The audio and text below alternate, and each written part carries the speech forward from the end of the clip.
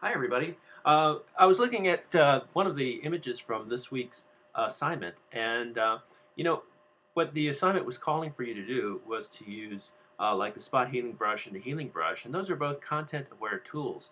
And I love content-aware tools. They do miraculous things, but sometimes it's a little hard to work with just because the content-aware tools are sort of automatic. They don't have a whole lot of control over the final product. You can use it and Photoshop will give you its best guess, but sometimes the final product isn't quite what you're looking for. So I thought I'd take a moment to just give you an alternative. If you're running into a situation like this and you say, gosh, I don't think this is working out, I wanted to give you an opportunity to find an alternative way to fix things like a person's face. In this image, what the lesson had to do was just take the spot healing brush, go under the eyes to lighten them up, and that sort of thing. Um, but looking at the picture a little bit closer, let's get in a little closer. You can see that the skin has a few. She has a few moles, and she has just a few things that are coming from the way that the image was lit.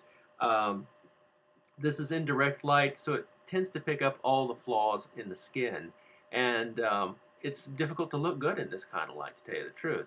So you could just go ahead and take your spot healing brush and take out all those spots, but there is an alternative as well. And what we can do is utilize blurs. And in this case, I want to take advantage of the surface blur. I've got a layer here set up already with the surface blur, but I'm just going to show you real quick what the surface blur looks like without the benefit of the mask. So I'm going to do a duplicate, Control J, and I'm going to go up to Filter, and I'm going to go to Blur. Sorry, you can't see this. I'll go to Blur, and I'm going to choose Surface Blur. It's right here. And with the surface blur, just preview this real quick. What happens with surface blur is that it blurs the areas between objects or spaces. So basically, the blur is looking for edges, and the edges are maintained, but the areas between those edges tend to be softened and blurred out a little bit. Now, in this case, it tends to make people look like Barbie dolls, so you have to be sort of judicious about it. Right now, I have a surface blur set at 59 and 29, which is a lot, but that's okay for what I'm planning on doing. So I'm going to go ahead and cancel. I'm going to turn this off. And what I've done is I've basically had the same setting for this layer. Let me turn this on. And what I did was I took a layer mask, you can see here, and I just painted in with white just all the areas on the face that needed smoothing out. So in this case, I didn't necessarily have to go to every mole and use the the spot healing brush. I could just make just a nice softening blur, and that tended to clear up the skin pretty nicely. Now, you may say, hey, she's still looking kind of Barbie dollish, and that's okay because you can fix this by lowering the opacity of the layer. So I can just take that down to like 70%, and you'll see that now you can start to see a little bit of what's going on with the face. Start to see that little mole there and that sort of thing, and you'll notice that it's a bit of a difference now. It's softened out. It looks a little bit more glamorous. This is what I call doing a glamour shot.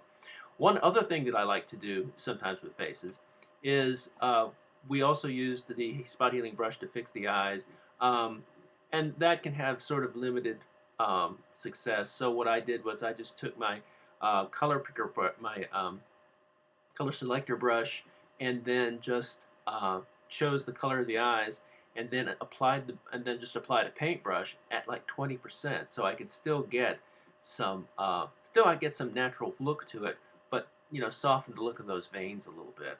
And then I duplicated this layer, and then I sharpened it, and then I went ahead and used my mask once again to create just a whole place for the eyes, and that sort of made them pop out and shine a bit more. Let me just show you real quick.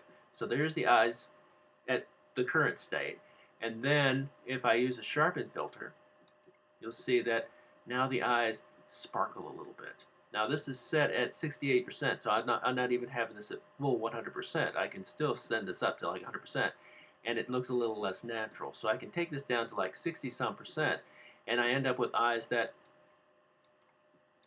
they sparkle a bit. And that's really what I'm sort of shooting for. So as an alternative using the content aware features, I just used a combination of blurs and sharpening filters and got a pretty nice effect. So I don't want you to not use the content aware features because they really are great and they really do work quite well. But I also wanted you to be aware of some other opportunities within Photoshop as well. So if you've got any other questions about what we did here, just contact me. Let me know. Okay?